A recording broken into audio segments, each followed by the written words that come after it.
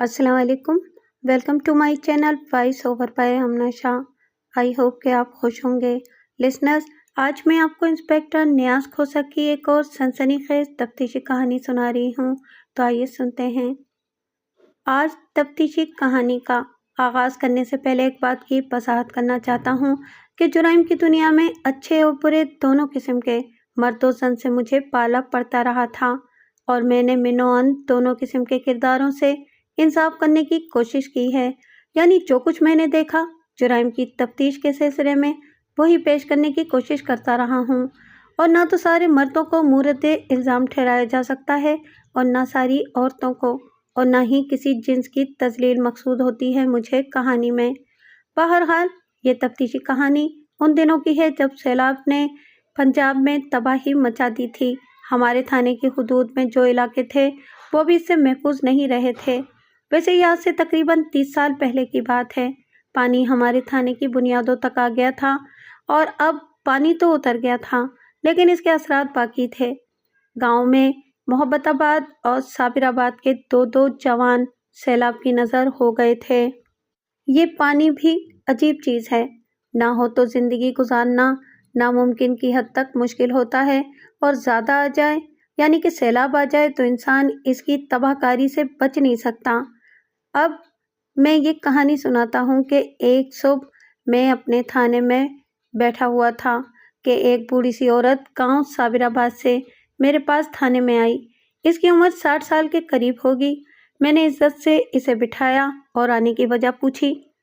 उसने कहा, थानेदार साहब, मेरी बात कोई नहीं सुनता है और ना सच मानता है। सब यही कहते हैं कि मेरा दिमाग खराब हो गया है। क्या मैं वाकई पागल लगती हूँ? आखिर में इसने मुझसे ही सवाल कर दिया।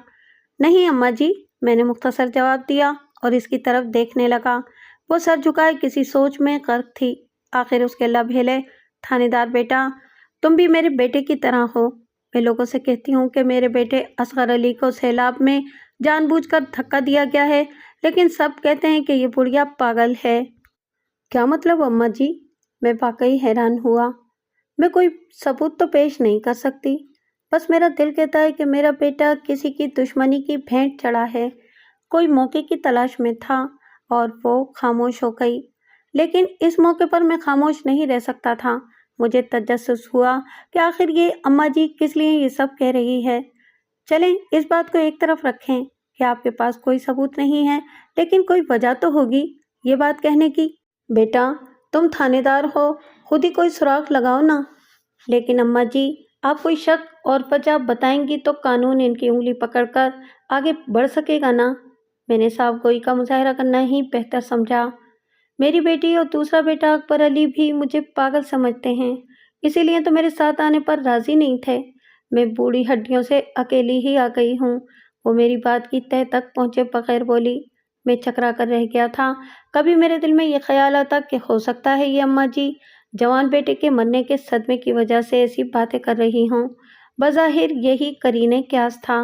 मैंने इसे ये तसल्ली देकर रुखसत कर दिया कि मैं देखूंगा कि मैं इस सिलसिले में क्या कर सकता हूँ। उसने मुझे अपना नाम फसीर बेगम बताया था। मैंने क्या करना था, इस बात का तो कोई सर पैर ही नहीं था, कोई बुनियाद ही नहीं थी। जिस तरह बुनियाद के बगैर कोई इमारत को तामीर करना एक बड़ी हमाकत होती है, इसी तरह बगैर वजह और सबूत के तफ्तीश करना वक्त के ज़िया के सिवा कुछ नहीं होता। लेकिन अम्मा जी मेरे जहन में एक गिरासी ज़रूर डाल गई थी। थाने के दूसरे कामों में उलझकर मैं ये सब कुछ भूल गया। ये कोई एक हफ्ते बाद की बात है कि वज़ीर बेगम एक बार फिर मेरे सामने मौजूद थी, मगर इस बार वो अकेली नहीं थी, बल्कि इसके साथ इसके महल्ले के 2 मोअज़्ज़िज़ मर्द भी थे, जिनकी उम्रें बिलतरतीब 40 और 45 साल के दरमियान थीं। अम्मा जी बहुत परेशान थीं। मैंने इन्हें अपने सामने पड़ी कुर्सियों पर बैठने के लिए कहा। इनमें 40 साला बंदे का नाम उमरदीन जबकि दूसरे का फजलदीन था। गुफ्तगू का आगाज़ उमरदीन ने किया। थानेदार साहब, इनका बेटा अकबर अली गुम हो गया है। गुम हो गया है? मैंने ज़ेरे लब दोहराया और एक नज़र वज़ीर बेगम की तरफ देखा और फिर कहा, ये कब की बात है? अकबर अली रात से गायब है।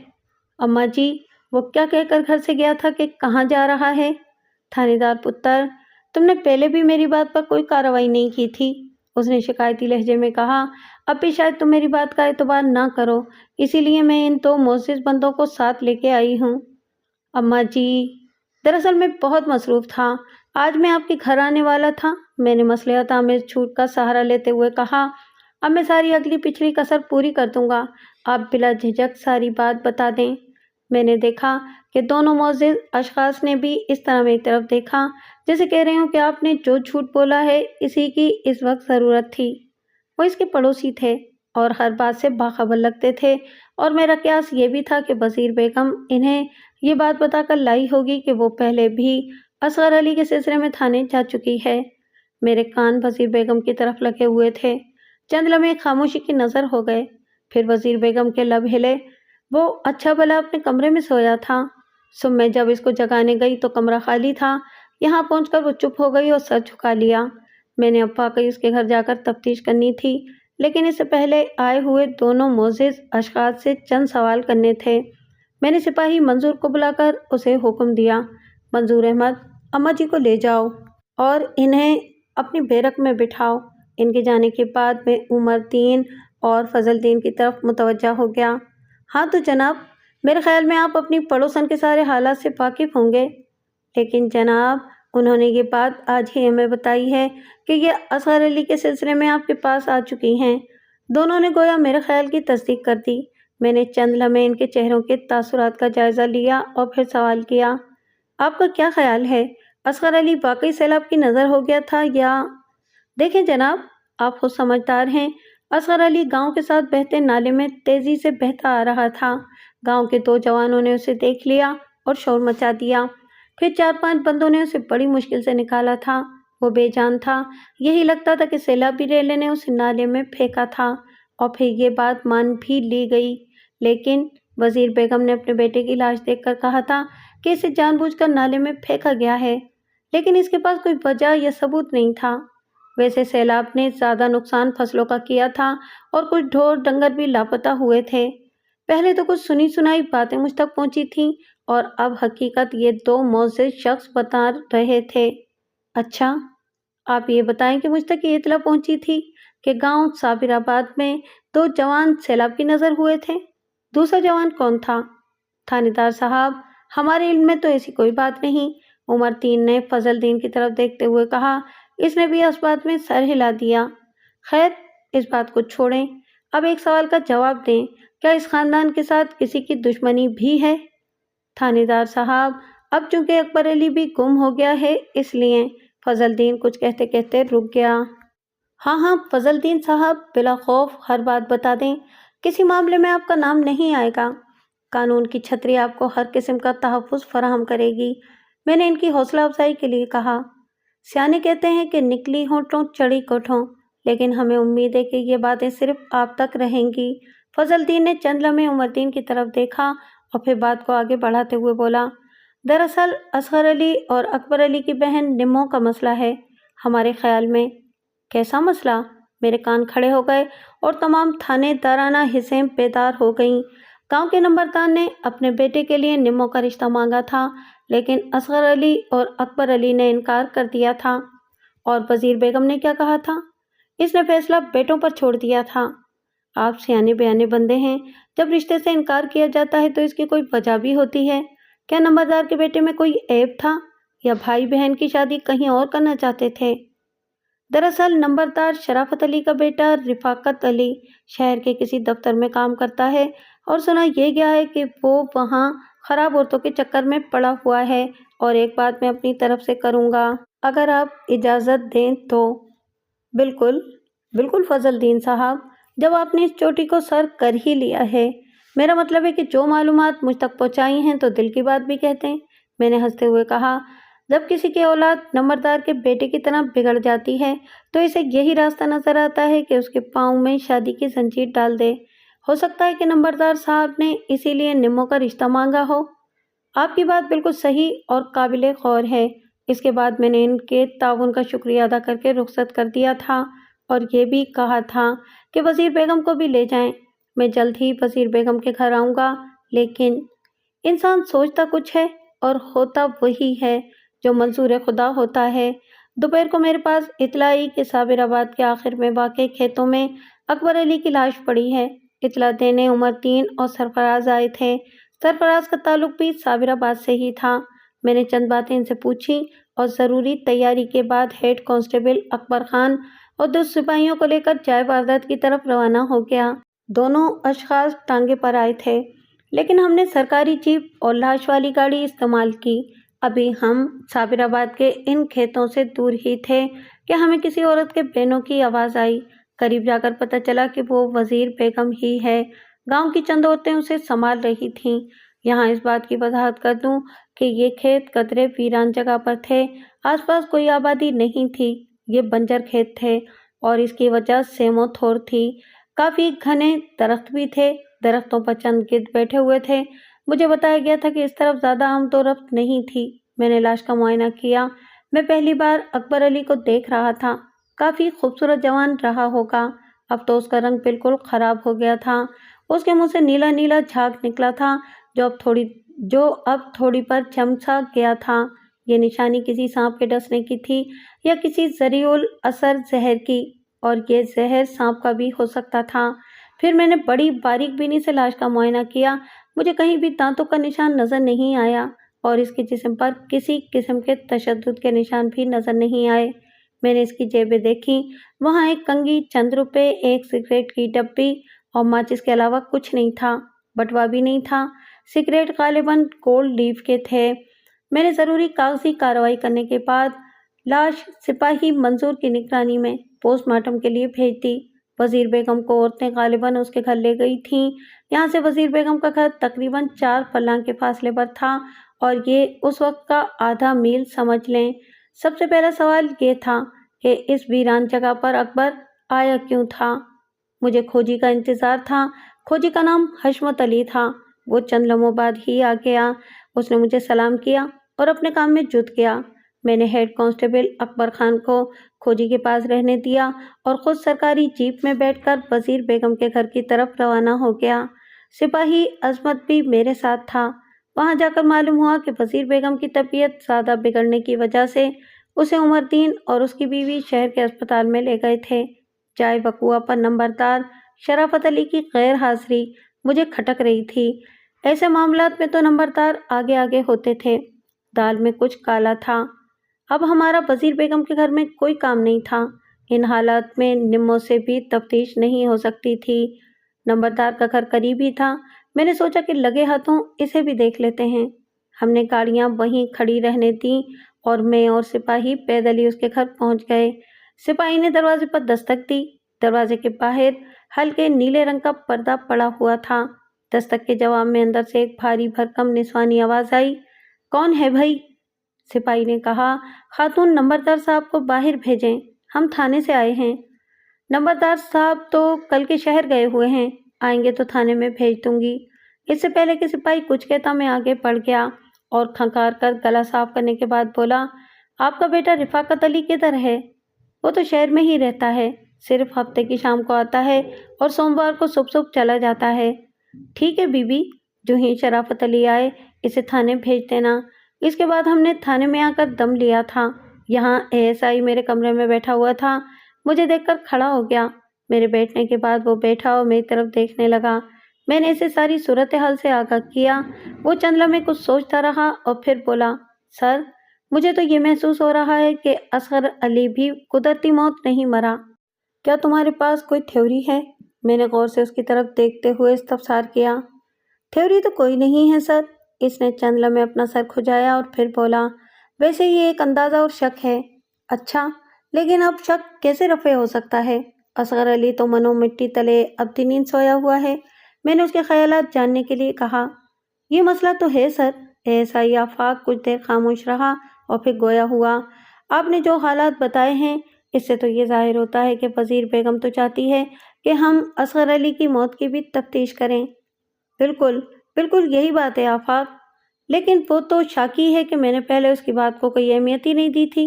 لیکن تم خود سوچو، اس وقت حالات ایسے نہیں تھے اور اب بھی شک والی بات ہی ہے۔ بہرحال سر، ابھی تو ہم کچھ نہیں کر سکتے جب تک وزیر بیگم ٹھیک نہ ہو جائے۔ اسے اوپر درخواست دے کر بیٹے کی لاش قبر سے نکلوانے کے آرڈر حاصل کرنے پڑیں گے، پھر لاش کا پوسٹ مارٹم کروانے کے بعد ہی حقیقت تک رسائی حاصل ہو سکے گی۔ ASI آفاق نے پوری تفصیل بیان کی۔ تم بالکل صحیح کہہ رہے ہو، اس دوران تم یہ پتہ کرو کہ نمبردار شرافت علی شہر کیوں آیا ہے۔ شہر آیا ہے؟ اس نے زیر لب دہرایا اور پھر بولا، اس کا بیٹا شہر میں کسی وکیل کا منشی ہے، ہو سکتا ہے کہ وہ اسے ملنے آیا ہو۔ اس نے اپنی معلومات کا ذخیرہ میرے کانوں میں انڈیل دیا۔ ویری گڈ، جن معلومات کی مجھے ضرورت تھی وہ تو پہلے ہی تمہارے پاس موجود ہیں، میں نے اسے تحسین آمیز نظروں سے دیکھتے ہوئے کہا۔ بس سر، ہمیں آنکھیں اور کان کھلے رکھنے پڑتے ہیں، ورنہ۔ ویسے یہ رفاقت علی کیسا لڑکا ہے؟ آوارہ اور عورتوں کا رسیہ، آفاق نے کہا۔ ٹھیک ہے آفاق، تم یہ پتہ کرو کہ شرافت علی شہر کیوں آیا ہے، کیا بیٹے کے پاس آیا ہے یا… وہ یس سر کہہ کر چلا گیا اور میں سوچوں کے گھوڑے دوڑانے لگا۔ یہاں یہ بات بتانا مناسب ہوگا کہ جن بنجر کھیتوں سے اکبر علی کی لاش ملی تھی وہ نمبردار شرافت علی کے ملکیت تھے۔ اگلے دن پوسٹ مارٹم کی رپورٹ آ گئی، ساتھ لاش بھی تھی۔ وزیر بیگم کی حالت اب بہتر تھی، وہ خود 2 بندوں کے ساتھ لاش لینے آئی تھی۔ یہ ایسا وقت نہیں تھا کہ میں اس سے سوال و جواب شروع کر دیتا۔ ضروری کاغذی کارروائی کے بعد میں نے لاش ان کے سپرد کی اور خود پوسٹ مارٹم کی رپورٹ کھول کر بیٹھ گیا۔ پوسٹ مارٹم کی رپورٹ کے مطابق اکبر علی کی موت رات 10 اور 11 بجے کے درمیان واقع ہوئی تھی اور اس کے معدے میں زہریلے حلوے کی کچھ مقدار موجود تھی اور وہ زہر سانپ کا تھا۔ میں سوچنے لگا کہ زہریلا حلوہ اسے کس نے کھلایا تھا اور وہ اس ویران جگہ پر کیوں گیا تھا۔ لاش بھی اتفاقاً دریافت ہوئی تھی، اس طرف کوئی کم ہی جاتا تھا۔ لاش گاؤں صابر آباد کے ایک بندے غلام محمد نے دیکھی تھی، اس کی بکری گم ہو گئی تھی، وہ اسے ڈھونڈتا ہوا اس طرف نکل گیا تھا۔ لاش دیکھ کر وہ حواس باختہ ہو گیا تھا اور اس نے گاؤں کی طرف دوڑ لگا دی تھی۔ اس کے ذہن سے یہ بات حرف غلط کی طرح مٹ گئی تھی کہ وہ تو اپنی بکری ڈھونڈنے گیا تھا۔ پوسٹ مارٹم کی رپورٹ میں واضح طور پر یہ لکھا تھا کہ حلوہ مرنے سے کچھ ہی دیر پہلے کھایا گیا تھا۔ عجیب پراسرار معاملہ تھا۔ اسی شام اکبر علی کو سپرد خاک کر دیا گیا۔ اگلی صبح ابھی میں تھانے میں پہنچا ہی تھا کہ ASI آفاق بھی میرے کمرے میں آ گیا۔ وہ ایک سنسنی خیز اطلاع لے کر آیا تھا۔ سر، یہاں تو معاملہ ہی اور بنا ہوا ہے۔ کیا مطلب؟ میں نے حیران نگاہوں سے اسے دیکھتے ہوئے کہا۔ شرافت علی کا بیٹا رفاقت علی آج کل جیل میں ہے، اس نے انکشاف انگیز لہجے میں کہا۔ میں اچھل پڑا اور ASI آفاق کی طرف اس طرح دیکھنے لگا جیسے اس نے کوئی پھلجھڑی چھوڑی ہو۔ پھر اس نے جو تفصیل بتائی وہ میں اپنے الفاظ میں آپ تک پہنچا دیتا ہوں۔ جیسا کہ میں کہہ چکا ہوں کہ نمبردار کا بیٹا یا شہر میں کسی وکیل کے پاس منشی تھا اور خراب عورتوں کے چکر میں پڑا ہوا تھا۔ 3 دن پہلے اسے ایک بدنام گلی سے گرفتار کیا گیا تھا۔ مخبر کے ذریعے متعلقہ تھانے کو اطلاع ملی تھی کہ فلاں گلی میں عصمت فروشی کا دھندا ہوتا ہے۔ جس وقت چھاپا مارا گیا تھا رفاقت علی وہاں بڑی بی کے ساتھ بھاؤ تاؤ کر رہا تھا۔ مختصراً یہ کہ اس تھانے کے SHO نے فوراً پرچہ کاٹ کر 6 عورتوں اور 2 مردوں کو جیل بھجوا دیا تھا۔ میں زیادہ تفصیل نہیں بتاؤں گا کیونکہ اس کا ایک تو موجودہ کیس سے کوئی تعلق نہیں ہے اور تعلق ہے بھی تو بس صرف اتنا سا کہ ہمارا مشتبہ جیل چلا گیا تھا۔ دوسرے، ان میں کچھ ایسی باتیں بھی تھیں جو احاطہ تحریر میں لانا ممکن نہیں۔ یہ بات بھی غور طلب تھی کہ سانپ کا زہر قاتل نے کہاں سے حاصل کیا تھا، وہ کوئی عام زہر بھی استعمال کر سکتا تھا۔ کھوجی نے اپنا کام کر دیا تھا۔ ابھی میں وہ باتیں یعنی کھروں کے متعلق نہیں بتا رہا، میں نے مخبروں کو بھی متحرک کر دیا تھا۔ وزیر بیگم کے گھر ابھی مہمانوں اور محلے داروں کی آمد و رفت جاری تھی، اس نے تو ابھی کافی دن جاری رہنا تھا۔ ہماری مخبر نوراں کا گھر وزیر بیگم کے آنا جانا تھا۔ میں نے اس کو اپنے ذریعے سے پیغام بھیجا کہ وزیر بیگم کو کہو کہ کسی طرح وقت نکال کر تھانے میں آ جائے۔ 2 دن بعد وہ میرے پاس آئی۔ وہ تو برسوں کی بیمار لگ رہی تھی۔ اس کے 2 جوان جہان بیٹے وہاں چلے گئے تھے جہاں سے کوئی واپس نہیں آتا۔ میں نے پہلے تو اس سے اظہار ہمدردی کیا اور پھر کہا، اماں جی، بندہ عاجز و مجبور ہے ان معاملات میں۔ ویسے میں آپ کو یقین دلاتا ہوں کہ بہت جلد میں اکبر کے قاتلوں کو قانون کے کٹہرے میں کھڑا کر دوں گا۔ لیکن تھانے دار صاحب، اصغر کا معاملہ، میں نے اسی لیے تو آپ کو بلایا ہے۔ میں نے اس کے چہرے کو بغور دیکھتے ہوئے کہا، یہ مجبوری تھی۔ ورنہ میں ابھی آپ کو زحمت نہ دیتا۔ میں نے چند لمحے توقف کیا اور پھر کہا، ابھی آپ کے گھر آنے کا موقع نہیں تھا۔ پھر میں نے وقت ضائع کیے بغیر اسے اصغر علی کی لاش قبر سے نکلوانے کا طریقہ سمجھا دیا اور محرر کو بلا کر ایک درخواست اس کی طرف سے لکھوا کر اس کے اوپر اس کا انگوٹھا لگوا لیا۔ اس وقت کافی سوال میرے ذہن میں کھلبلی مچائے ہوئے تھے، لیکن میں نے سرے دست اس کو رخصت کرنا ہی مناسب سمجھا۔ درخواست میں نے اس کے حوالے کر دی تھی اور یہ بھی اچھی طرح سمجھا دیا تھا کہ اسے درخواست کہاں دینی ہے۔ خیر، یہ تو قانونی معاملات ہوتے ہیں جن کو اگر تفصیلاً بیان کرنا شروع کر دیں تو۔ اس شام مجھے دیر تک تھانے میں رہنا تھا کیونکہ ذرا اندھیرا پھیلنے پر نورا نے آنا تھا۔ وہ حسب وعدہ آ گئی اور میں نے اسے اپنے کمرے میں بلا کر اپنے سامنے پڑی کرسی پر بٹھا لیا۔ ہاں نورا، کیا خبریں ہیں؟ تھانے دار صاحب، خبریں کافی گرم ہیں، وہ معنی خیز نگاہوں سے میری طرف دیکھتے ہوئے بولی۔ تم سے ٹھنڈی خبروں کی توقع رکھنا ایسا ہی ہے جیسے سورج سے ٹھنڈک مانگنا، میں نے مسکراتے ہوئے کہا۔ آپ کی حوصلہ افزائی ہے، مہربانی ہے۔ نمو کے متعلق خبر یہ ہے کہ نمو اور نمبردار کے بیٹے رفاقت علی کی آپس میں بڑی گوڑھی محبت ہے، وہ ملتے ملاتے بھی ہیں، اور مجھے یہ بات پتہ چلی ہے کہ نمو کے کہنے پر ہی رشتہ مانگا گیا تھا۔ اوہ، عجیب بات ہے، کیا نمو اس بات سے بے خبر ہے کہ رفاقت علی کس کماش کا بندہ ہے؟ تھانے دار صاحب، آپ کی رفاقت علی سے ملاقات ہو چکی ہے؟ اچانک کسی خیال کے تحت نورا نے پوچھا۔ نہیں، ابھی تک تو نہیں ہوئی، میں نے جواب دیا۔ اسی لیے آپ حیران ہو رہے ہیں۔ ایک تو رفاقت علی ایک خوبرو جوان ہے، دوسرے اپنی چکنی چپڑی باتوں سے جن سے مخالف کو شیشے میں اتارنا اسے خوب آتا ہے۔ میں تمہاری بات سمجھ گیا ہوں، لیکن کیا وہ اتنی جرت والا ہے کہ کسی کو قتل کر دے؟ بالکل ہے، وہ تو لڑائی خود مول لیتا ہے۔ کیا تمہیں پتا ہے کہ اس وقت وہ کہاں ہے؟ میں نے نورا کی طرف دیکھتے ہوئے سوال کیا۔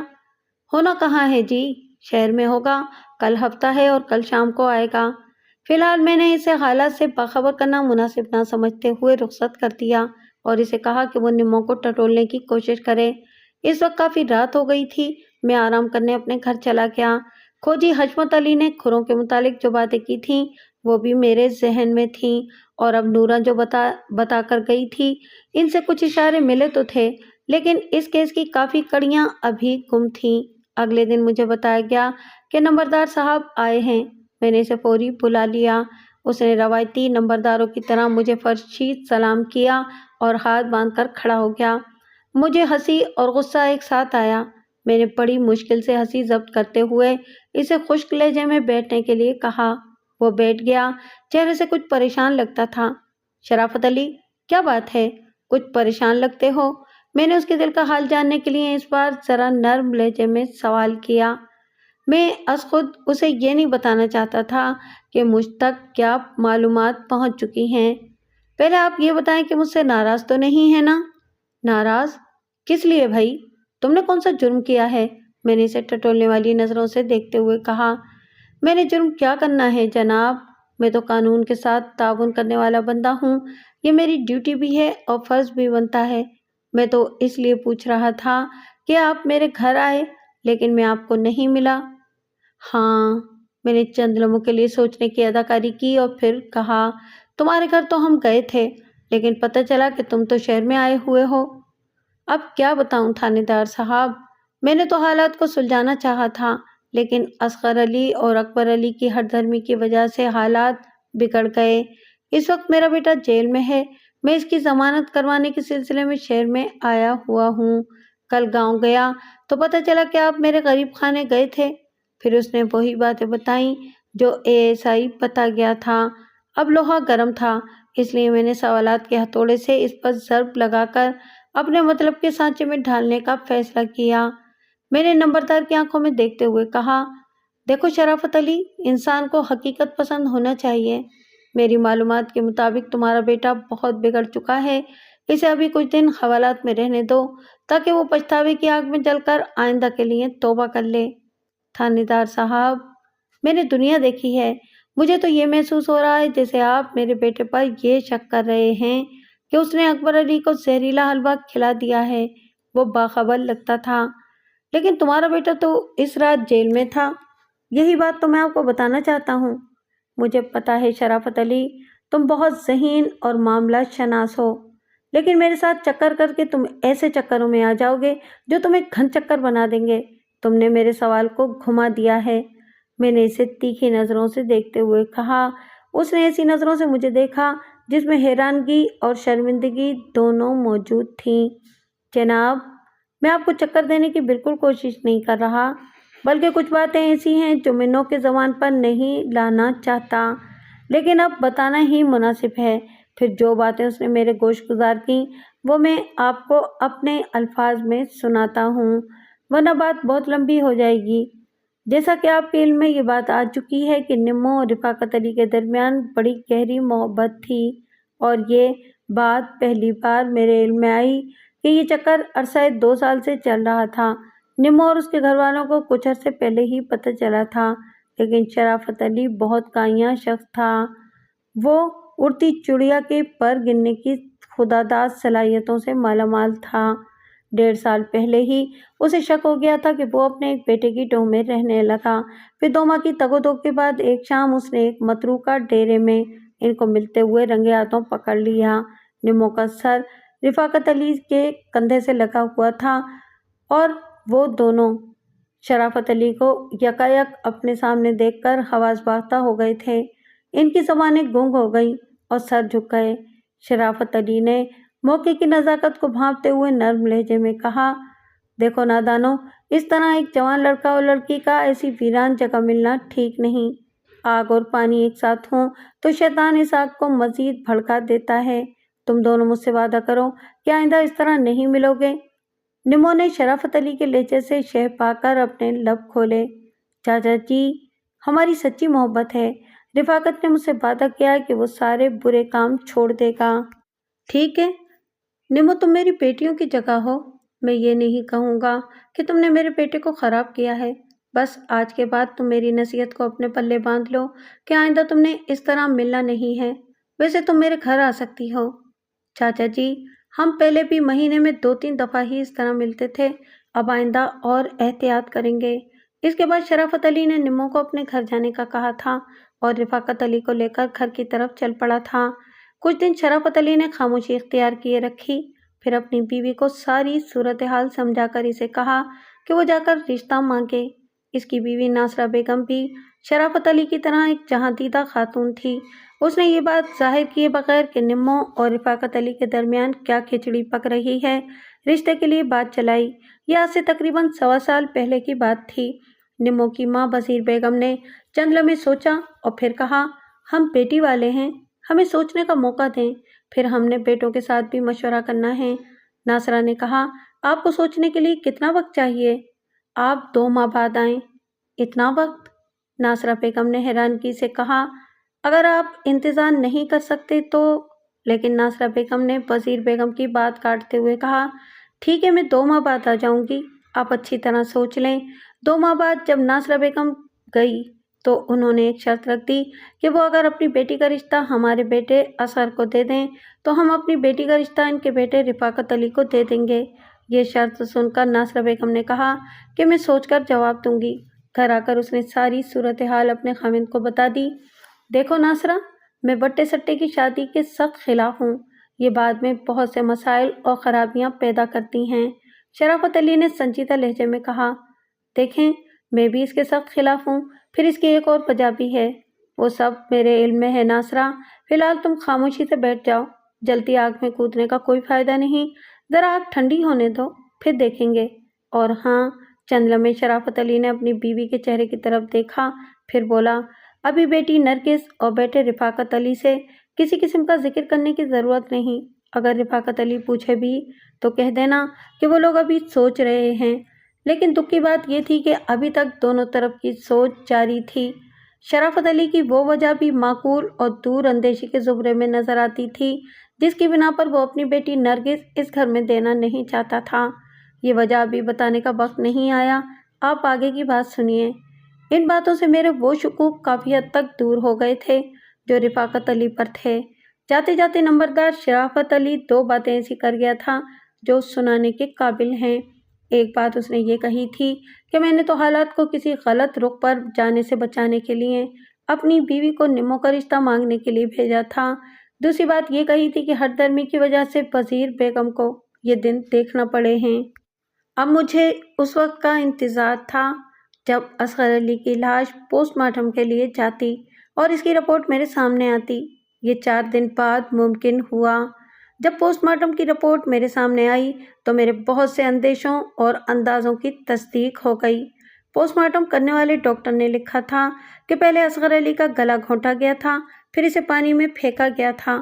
لاش کی حالت بہت خراب ہو گئی تھی، اس لیے جلد ہی اسے دوبارہ دفنا دیا گیا تھا۔ ویسے یہاں یہ بات بیان کر دیتا ہوں کہ وزیر بیگم نے آرڈر حاصل کر لیے تھے۔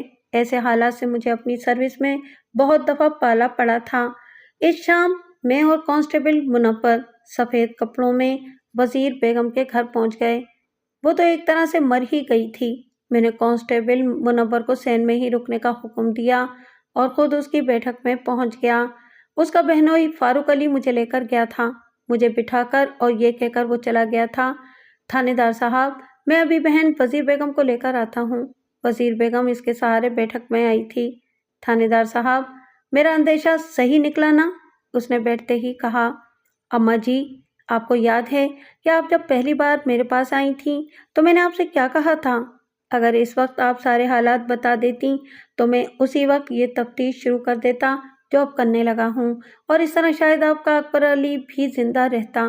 اس نے سر جھکا لیا۔ یہ اس بات کا اعتراف تھا کہ اس وقت واقعی اس سے غلطی ہو گئی تھی۔ میں نے شرافت علی اور مخبر نورا سے جو معلومات حاصل ہوئی تھیں وہ اس کے سامنے رکھ دیں اور وہ وجہ بھی اس کی بیان کر دی جس کی بنا پر شرافت علی اپنی بیٹی نرگس کا رشتہ دینے سے گریزا تھا، اور یہ وجہ تھی بٹے سٹے کے علاوہ۔ تھانے دار صاحب آپ تک جو باتیں پہنچی ہیں بالکل صحیح ہیں، میں ہی غلطی پر تھی۔ یہاں 2 باتوں کی وضاحت کر دوں کہ اس وقت بیٹھک میں وزیر بیگم اور میں اکیلے تھے۔ مخبر نورا نے اصغر علی کے متعلق بھی کچھ باتیں بتائی تھیں، وہ بھی میں نے وزیر بیگم کے سامنے رکھ دی تھیں، ان کی بھی اس نے تصدیق کر دی تھی۔ میں نے پچھتاوے کی آگ میں جلتی وزیر بیگم کی طرف دیکھتے ہوئے کہا، اماں جی جو کچھ ہو چکا ہے وہ اس لیے واپس نہیں آ سکتا کہ گیا وقت اور منہ سے نکلی بات کبھی واپس نہیں آتی، لیکن میں نے چند لمحے توقف کیا اور پھر بولا، مجھے اصغر اور اکبر کے قاتلوں کو کیفر کردار تک پہنچانا ہے، اس لیے میں جو باتیں آپ سے پوچھوں ان کا صحیح جواب دیں۔ اب تو کچھ بھی باقی نہیں بچا تھانے دار صاحب، میں نے اپنے ہاتھوں سے اپنی گھر کی جنت کو دوزخ بنا لیا ہے۔ اس کے آنسو نکل آئے۔ میں بھی اسے ایسی ہی جذباتی حالت میں لانا چاہتا تھا تاکہ وہ مجھ سے کچھ بھی نہ چھپا پائے۔ پھر اس نے واقعی مجھ سے کچھ بھی نہ چھپایا اور سب کچھ کہہ دیا، اور یہاں تک کہہ دیا کہ وہ اپنی بیٹی نمو کا رشتہ نمبردار کے بیٹے کو دے دے گی۔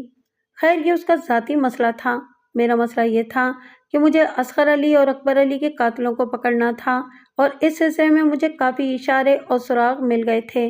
اس طرف پہلے میرا خیال اس وقت گیا تھا جب نورا نے مجھے اصغر علی کے متعلق بتایا تھا، لیکن اس وقت کچھ باتیں ابھی صاف اور واضح نہیں تھیں، اب کافی حد تک باتیں واضح ہو گئی تھیں، صرف ایک الجھن باقی تھی، اس کا ذکر آگے آئے گا۔ دراصل قاتل نے جو بات اپنے دفاع کے لیے استعمال کی تھی وہی میری رہنمائی کا باعث بنی تھی۔ میں نے تھانے میں واپس آ کر ہیڈ کانسٹیبل اکبر خان کو اپنے کمرے میں بلا لیا۔ جی سر حکم؟ وہ آ کر اٹینشن کھڑا ہو گیا۔ ذرا اپنا کان ادھر لاؤ۔ حیران نگاہوں سے وہ میری طرف دیکھتے ہوئے اس نے اپنے کان کو میری نزدیک کر دیا۔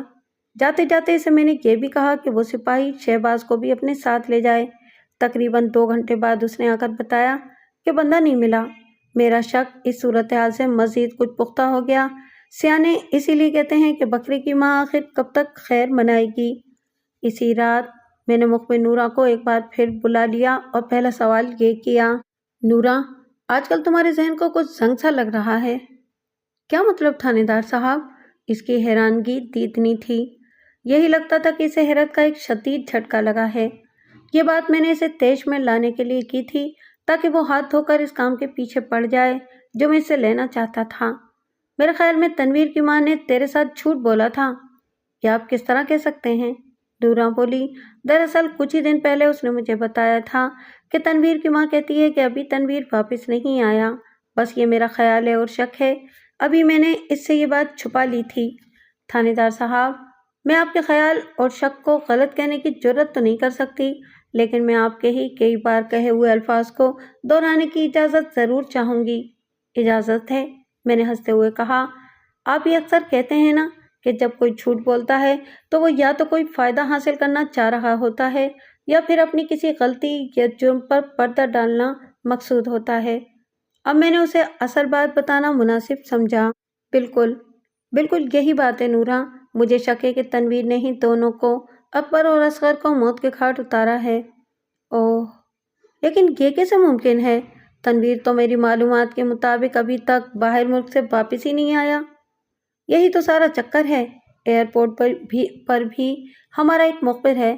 پہلے تو میرا شک رفاقت علی پر تھا کہ کہیں اس نے نمو سے شادی کرنے کے لیے اپنے راستے کی دیوار نہ گرا دی ہو، لیکن میری تفتیش نے یہ بات غلط ثابت کر دی تھی، اس لیے میرا دھیان تنویر کی طرف گیا اور میں نے سپاہی عظمت کو بھیج کر مخبر سے رابطہ کیا۔ تنویر کی ایک تصویر بھی میں نے کسی طریقے سے حاصل کر لی تھی۔ مخبر نے یہ بتا کر میری آنکھیں کھول دیں کہ تنویر اصغر علی کے ساتھ پیش آنے والے واقعے سے 2 دن پہلے کینیڈا سے آ گیا تھا۔ اس نے خود اس حلیے کے آدمی کو دیکھا تھا۔ دراصل مخبر کی ڈیوٹی ایئرپورٹ پر اس جگہ ہے جہاں باہر سے آنے والا اور باہر جانے والا کوئی زیرو اس کی نظروں سے بچ نہیں سکتا۔ میری اتنی لمبی چوڑی بات ختم ہوئی تو نورا بولی، تھانے دار صاحب، اس سے تو یہ بات کافی حد تک واضح ہو گئی ہے کہ تنویر آپ کا مشتبہ نمبر 1 ہے۔ لیکن ایک بات ہے۔ کون سی بات نورا؟ اب آپ یہ تو نہیں چاہیں گے کہ میں کسی طرح تنویر کی ماں سے پوچھوں کہ اس نے جھوٹ کیوں بولا تھا؟ تم کافی سمجھدار ہو۔ اب میں صرف یہ چاہتا ہوں کہ تم کسی طرح تنویر کا سراغ لگانے میں ہماری مدد کرو۔ جو ہی وہ ہمارے خطے چڑھا میں خود ہی اس سے سب کچھ اگلوا لوں گا۔ ٹھیک ہے تھانے دار صاحب، میں انشاءاللہ جلد ہی آپ کو خوشخبری سناؤں گی۔ اس کے بعد میں نے اسے رخصت کر دیا تھا۔ ہمارے دوسرے مخبر بھی ادھر ادھر سنگن لے رہے تھے۔ 2 دن کہیں سے بھی کوئی حوصلہ افزا رپورٹ نہیں ملی۔ مجھے ایک اور خطرہ بھی تھا، میں نے اس کا بھی بندوبست کیا ہوا تھا۔ تنویر چپ چاپ واپس بھی جا سکتا تھا، اس لیے میں نے ایئرپورٹ والے مخبر کو ہائی الرٹ کر دیا تھا۔ تیسرے دن مجھے نورا کی طرف سے ایک رکا ملا جس کا مضمون کچھ اس طرح تھا: تھانے دار صاحب، تنویر کو ڈھونڈنے کے سلسلے میں میرا خاوند بھی میری مدد کر رہا ہے۔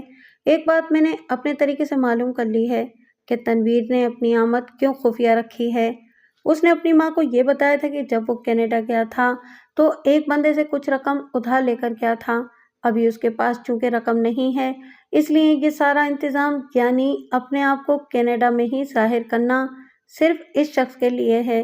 اب اپنی ماں کو وہ یہ بتا کر گیا ہے کہ اپنے ایک دوست کے پاس کچھ دن رہے گا۔ دوست کا نام ابھی معلوم نہیں ہو سکا۔ میں نے زیادہ کریدا نہیں کہ کہیں تنویر کی ماں کو شک نہ ہو جائے۔ میری کوشش جاری ہے، آپ کی خیر اندیش۔ رکا پڑھ کر میں نے اسے نظر آتش کر دیا اور ذہن کے گھوڑے دوڑانے شروع کر دیے۔ اچانک ASI نے السلام علیکم کہہ کر مجھے خیالات کی دنیا سے واپس آنے پر مجبور کر دیا۔ اوہ، آؤ آؤ آفاق۔ وعلیکم السلام۔ کہاں کی خاک چھان کر واپس آ رہے ہو؟ سر، یہ تنویر کہیں ایسا غائب ہوا ہے کہ مل ہی نہیں رہا۔ مل جائے گا بھائی، ذرا حوصلہ تو رکھو۔ پھر میں نے نورا کی طرف سے آئے ہوئے رکے کی عبارت سے اسے آگاہ کر دیا۔ چند لمحے وہ کچھ سوچتا رہا اور پھر بولا، سر، پہلے تو ہمارا دھیان تنویر کی طرف گیا ہی نہیں تھا، اب اس کے دوستوں کے متعلق بھی چھان بین کرنی پڑے گی۔ اس کے علاوہ ایک بات اور بھی میرے ذہن میں آ رہی ہے۔ ASI نے چند لمحے توقف کیا اور پھر بات کو آگے بڑھاتے ہوئے بولا، یہ بات جھوٹ بھی تو ہو سکتی ہے جو تنویر نے اپنی واپسی کو خفیہ رکھنے کے لیے اپنے گھر والوں سے کی تھی۔ میں بھی تمہاری آمد سے چند لمحے پہلے اسی نتیجے پر پہنچا تھا، اور میں نے ایک بات اور بھی سوچی ہے، میں نے ڈرامائی انداز اختیار کرتے ہوئے کہا۔ ASI متجسس نظروں سے میری طرف دیکھنے لگا۔ یہ تنویر نرا گاؤدی نہیں لگتا ہے کہ بلکہ عقل مند لگتا ہے۔ اس طرح وہ یہی جواز بنا کر چپ چاپ واپس کینیڈا بھی جا سکتا ہے، پھر ہم یہاں ہاتھوں سے اڑے طوطوں کو ڈھونڈتے ہی رہیں گے۔ اوہ سر، آپ بہت دور کی بلکہ قریب کی کوڑی لائے ہیں۔ لگتا یہی ہے کہ تنویر کو کینیڈا میں ہی سب حالات کا علم ہو چکا تھا، وہ پوری پلاننگ کے تحت آیا تھا۔ ویسے مجھے امید ہے کہ آپ نے حفظ مات قدم کے طور پر ایئرپورٹ والے مخبر کو ہائی الرٹ کر دیا ہوگا۔ بالکل آفاق، یہ تو بہت ضروری تھا۔ اس کے بعد وہ چلا گیا تھا اور میں میز پر بکھرے ہوئے کاغذات کی طرف متوجہ ہو گیا تھا۔ کاغذات نمٹاتے نمٹاتے شام اپنی حشر سامانیوں سمیت دھرتی پر اتر آئی تھی اور ٹھنڈی ہوائیں چلنا شروع ہو گئی تھیں۔ میں نے آفس بوائے کو بلا کر اپنے کمرے کی مغربی کھڑکی بند کروا دی۔ پھر میں آدھے گھنٹے بعد آرام کرنے اپنے کوارٹر میں چلا گیا تھا۔ وہ رات میں نے کچھ جاگتے اور کچھ سوتے گزاری۔ میں نے عشاء کی نماز پڑھ کر اپنے رب باری تعالیٰ سے یہ دعا مانگی کہ وہ مجھے اس امتحان میں سرخرو کرے۔ یہ شاید پہلی بار ہوا تھا کہ ہمارا مشتبہ یا ملزم اتنے دنوں ہماری آنکھوں سے اوجھل رہا تھا۔ ویسے میں نے ایئرپورٹ کے متعلقہ تھانے دار کو بھی سارے حالات سے آگاہ کر دیا تھا اور اس نے ہر قسم کے تعاون کی یقین دہانی کروا دی تھی۔ اگلے دن میں ابھی اپنی سیٹ پر آ کر بیٹھا ہی تھا کہ سپاہی شہباز نے آ کر اطلاع دی، سر، ایک برقع پوش خاتون آپ سے ملنا چاہتی ہے۔ بھیج دو بھائی۔ چند لمحوں بعد ایک دراز قامت برقع پوش خاتون میرے سامنے تھی۔ اس نے جب میرے کہنے پر نقاب الٹا تو گویا دن کو چاند نکل آیا۔ وہ ایسی ہی چندے آفتاب چندے مہتاب تھی۔ عمر 22 سال لگتی تھی۔ میں نے اسے مخاطب کرتے ہوئے کہا، کیوں بی بی، تمہیں کون سی ضرورت تھانے تک لے آئی ہے؟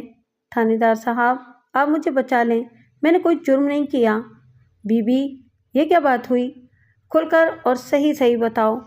میں اکبر سے محبت کرتی تھی، اس نے ایک آہ بھرتے ہوئے کہا۔ پھر؟ تنویر میرا چچا زاد ہے۔ وہ کافی عرصے سے میرے پیچھے پڑا ہوا تھا کہ میرے ساتھ شادی کر لو، لیکن میں تو اکبر کے علاوہ کسی اور کو زندگی کا ساتھی بنانے کے متعلق سوچ بھی نہیں سکتی تھی۔ میں نے اسے صاف جواب دے دیا تھا۔ پھر وہ باہر چلا گیا۔ میں نے سکھ کا سانس لیا۔ کچھ عرصے پہلے وہ ایک دن مجھے ملا۔ میں اسے دیکھ کر حیران رہ گئی کیونکہ چاچی نے اس کے آنے کا تذکرہ نہیں کیا تھا۔ میں نے اس سے پہلا سوال یہی کیا۔ اس نے بتایا کہ وہ تو کافی دنوں سے آیا ہوا ہے، لیکن چونکہ اس نے ایک بندے کے پیسے دینے ہیں اس لیے اپنی آمد کو خفیہ رکھا ہوا ہے۔ تم بھی کسی سے ذکر نہ کرنا۔ میں نے اس سے وعدہ کر لیا۔ اس میں میرا کیا نقصان تھا؟ لیکن اس نے میرے ساتھ دھوکہ کیا۔ میں آج تک بڑی مشکل میں زندگی گزارتی آئی ہوں۔ اب آپ بے شک میرے ساتھ جو مرضی سلوک کریں، لیکن تنویر کو ضرور گرفتار کر کے سزا دلوائیں، کیونکہ اس نے کہا تھا کہ وہ میرے راستے سے ہٹ جائے گا۔ میں صرف اس کا دیا ہوا حلوہ اکبر کو کھلا دوں۔ اوہ، تو یہ بات ہے۔ میں نے ایک طویل سانس لی۔ لیکن کیا تم جانتی ہو کہ اس وقت وہ کہاں ہیں؟ تھاندار صاحب، میں آپ کو ایک اشارہ دے دیتی ہوں، لیکن میری آپ سے ایک گزارش ہے کہ میرا نام نہ آئے۔ میں آپ کو کیسے بتاؤں کہ میں کتنا بڑا رسک لے کر تھانے میں آئی ہوں؟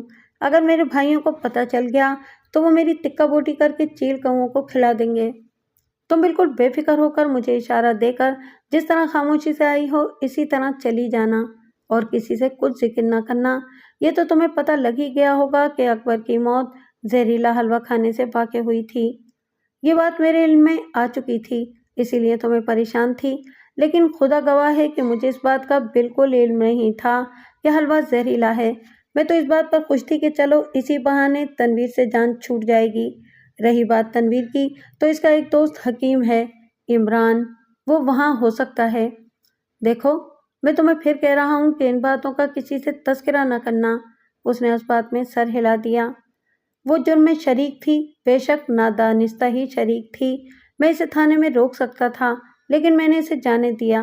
ہو سکتا ہے کہ آپ میں سے کچھ لوگ مجھے اپنے فرائض سے غفلت کا مرتکب ٹھہرائیں، لیکن نہ جانے کیوں مجھے وہ مظلوم لگی تھی۔ اسی وقت میں نے سوچ لیا تھا کہ اس کا نام کیس میں نہیں آنے دوں گا۔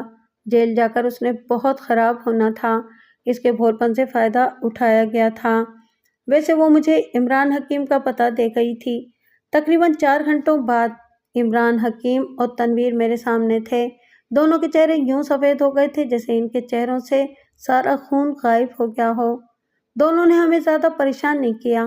میں نے اپنی استادی سے تنویر سے یہ بات منوا لی کہ وہ مجسٹریٹ کے سامنے یہ بیان ریکارڈ کروائے کہ زہریلا حلوہ اس نے خود اکبر کو کھلایا تھا۔ ویسے یہ بات منوانے کے لیے میں نے اس کے ساتھ ہاتھ کیا تھا، اسے یہ چکمہ دیا تھا کہ میں ایسا پرچہ کاٹوں گا جس سے اسے کم سزا ہوگی۔ وہ کوئی عادی مجرم تو تھا نہیں جو قانونی حربے اور قانونی دفاع سے واقف ہوتا۔ یہ تو اس کے تابوت میں آخری کیل تھی۔ اس سے میں اسے زیادہ سے زیادہ سزا دلوانا چاہتا تھا اور مہتاب کو بچانا چاہتا تھا۔ جی ہاں، جو لڑکی میرے پاس آئی تھی اس نے اپنا نام مہتاب بتایا تھا۔ تنویر نے قانون کو ہاتھ میں لے لیا تھا۔ یہ سب تو ہو گیا تھا اور میرا کام ختم ہو گیا تھا۔ اب میں پردے اٹھا دیتا ہوں۔ سب سے پہلے کھوجی حشمت علی کی سن لیجیے۔ اس نے کہا تھا کہ مقتول اکبر علی کے کھرے اس کے گھر کے پچھلی طرف جو دروازہ ہے اس طرف سے آئے تھے اور جائے واردات تک گئے تھے، یعنی جہاں اکبر علی کی لاش ملی تھی، لیکن واپسی کے کھرے نہیں تھے۔ تقریباً 1 فرلانگ مغرب کی طرف سے کسی لڑکی کے کھرے آئے تھے اور اسی طرف واپس گئے تھے۔ اس کے آگے ذرا پختہ سڑک تھی، وہاں کھرے غائب ہو گئے تھے۔ یہ بات ثابت ہو گئی تھی کہ ایک لڑکی جائے واردات تک آئی تھی۔ بے شک اس کی رہائش کے متعلق کلیئر نہیں ہوا تھا، لیکن اب تو ہر بات کلیئر ہو گئی تھی۔ وہ مہتاب ہی تھی۔ اب یہ بتا دیتا ہوں کہ تنویر کی ایک بہن نگہت اکبر کے بڑے بھائی اصغر کے ساتھ بیائی گئی تھی، لیکن اصغر کی ماں وزیر بیگم نے اسے ایک دن بھی چین نہ لینے دیا۔ کئی دفعہ جھوٹی باتیں اس کے ساتھ منسوب کر کے اپنے بیٹے کو بتائیں اور اس نے نگہت پر کئی بار ہاتھ اٹھایا۔ وہ ناز و اندام میں پلی بڑھی تھی۔ جب تک باپ زندہ رہا اس کے ناز نخرے اٹھاتا رہا، یہ کہہ کر کہ بیٹیاں تو پرایا دھن ہوتی ہیں، پتہ نہیں اگلے گھر ان کے ساتھ کیسا سلوک ہو۔ باپ کے مرنے کے بعد ماں نے اور اس سے زیادہ بھائی نے اس کا خیال رکھا، اس کی ہر خواہش پوری کی۔ تنویر اکثر کہتا تھا کہ میں اپنی نگہت کو کہیں نہ جانے دوں گا، اگر کوئی گھر داماد مل گیا تو اسے بیاؤں گا۔ یہ تو جذباتی باتیں ہوتی ہیں، جس سے یہ بات روز روشن کی طرح عیاں ہوتی تھی کہ تنویر کو اپنی بہن بہت عزیز تھی۔ وہ اس کی آنکھوں میں آنسو دیکھنے کی سکت نہیں رکھتا تھا، لیکن آخرکار اسے بہن کو رخصت کرنا پڑا، دنیا کے دستور کے مطابق، کیونکہ بادشاہ بھی اپنے اتنے وسائل، روب و دبدبے کے باوجود بیٹی کو گھر میں نہیں بٹھا سکتا۔ اپنی بہن کو رخصت کرنے کے بعد وہ کینیڈا چلا گیا۔ ادھر آخر وزیر بیگم نے اپنے بیٹے اصغر سے نگہت کو طلاق دلوا کر چھوڑی۔ وہ روتی دھوتی اپنی ماں کے پاس چلی گئی۔ میں نے اپنے تھانے دارانہ تجربے سے یہ اندازہ لگا لیا تھا کہ وزیر بیگم ایک نفسیاتی کیس تھا۔ وہ اپنی بہو کو اپنے پاؤں کی جوتی کے نیچے رکھنا چاہتی تھی۔ اس کو ہوش اب آیا تھا جب چڑیاں کھیت چگ گئی تھیں۔ جب نگہت طلاق کا داغ ماتھے پر لے کر اپنی ماں کے پاس گئی تو ان دنوں تنویر کینیڈا میں تھا۔ اس نے سارے حالات خط میں لکھ کر اسے بھیج دیے۔ اس کی طرف سے کوئی جواب نہ آیا۔ اصل میں وہ کینیڈا کی جس فرم میں ملازم تھا ان دنوں اس کی طرف سے جاپان گیا ہوا تھا۔ خط کمپنی والوں نے سنبھال کر رکھ لیا اور جب وہ واپس آیا تو اسے خط دیا گیا۔ خط پڑھ کر تنویر کا دماغ گھوم گیا۔ اس نے چھٹی کی درخواست دے دی۔ اسے صرف 1 ماہ کی چھٹی ملی۔ وہ پوری پلاننگ کر کے آیا تھا۔ اس کے متعلق آپ جان ہی چکے ہیں کہ اصغر اسے کھیتوں میں مل گیا۔ اصغر اس کے مقابلے میں تھان پان سا تھا۔ اچانک گاؤں میں سیلاب کا ریلا آ گیا۔ تنویر نے اصغر کو پکڑ کر اس کا گلا گھونٹ دیا اور اسے ریلے میں پھینک دیا۔ وہ سیدھا نالے میں گرا۔ تنویر بڑی مشکل سے بچتا بچاتا گھر پہنچ گیا۔ اس نے اپنے آپ کو گاؤں والوں سے پوشیدہ رکھنا تھا اور ابھی اکبر کو بھی ٹھکانے لگانا تھا۔ بقول اس کے وہ وزیر بیگم کو دونوں بیٹوں سے محروم کر دینا چاہتا تھا، کیونکہ نگہت نے بتایا تھا کہ ظلم کرنے میں وہ بھی اپنے بھائی اور ماں کا ہاتھ بٹاتا تھا۔ اب وہ اکبر کو مارنے کے لیے منصوبہ بندی کرنے لگا۔ اسے یہ پتا تھا کہ اس کی تایا زاد مہتاب اکبر سے محبت کرتی ہے اور اسے اس بات کا دکھ بھی تھا اور غصہ بھی۔ اس نے ایک تیر سے 2 شکار کرنے کا فیصلہ کیا۔ زہر اپنے حکیم دوست عمران سے لیا۔ عمران اس کا لنگوٹیا یار تھا۔ اس کے گرے ہوئے پسینے کی جگہ اپنا خون بہانے کو تیار رہتا تھا۔ دراصل تنویر انتقام میں اندھا ہو کر سوچنے سمجھنے کی صلاحیتیں کھو چکا تھا۔ وہ یہ سمجھ رہا تھا کہ ہر کام اس کے سوچے سمجھے منصوبے کے تحت ہوگا۔ اصغر کا گلا گھونٹ کر اسے سیلاب کی نظر کرتے ہوئے اس نے یہی سوچا تھا کہ لوگ یہی سمجھیں گے کہ اصغر سیلاب کی وجہ سے اس انجام کو پہنچا ہے، اور اکبر کے لیے سانپ کا زہر استعمال کرنے کا مقصد بھی یہی تھا کہ یہ سمجھ لیا جائے کہ اکبر کو سانپ نے ڈس لیا ہے۔ اس نے آخر میں حقیقتاً چپ چاپ واپس آنے کا پروگرام بنا لیا تھا، لیکن انسان یہ بات بھول جاتا ہے کہ ہوتا وہی ہے جو منظور خدا ہوتا ہے اور خون اپنی گواہی خود دیتا ہے۔ اب میں آخر میں تنویر کی آخری باتیں سنا دیتا ہوں۔ آج اتنا عرصہ گزرنے کے باوجود مجھے یوں محسوس ہو رہا ہے جیسے تنویر میرے سامنے بیٹھا ہوا ہو اور یہ سب کہہ رہا ہو۔ ویسے یہ باتیں میری ڈائری میں درج ہیں۔ تھانے دار صاحب، جس بہن کو میں نے محبت کی چھتری کے نیچے پروان چڑھایا، اسے ہتھیلی کا چھالا بنا کر رکھا، اس کے ساتھ ظلم کی انتہا کر دی گئی، اس کو بے قصور مارا پیٹا گیا اور آخر میں اس کے ماتھے پر طلاق کا کلنک لگا کر اسے گھر سے نکال دیا گیا۔ آپ کے قانون میں کوئی ایسی دفعہ ہے جس کے تحت ایسے لوگوں کو سزا دی جا سکے؟ پھر میں کیا کرتا؟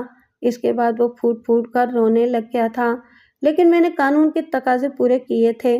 ویسے تنویر کی کہی ہوئی باتوں کی بازگشت آج بھی میرے بوڑھے کانوں میں گونجتی ہے۔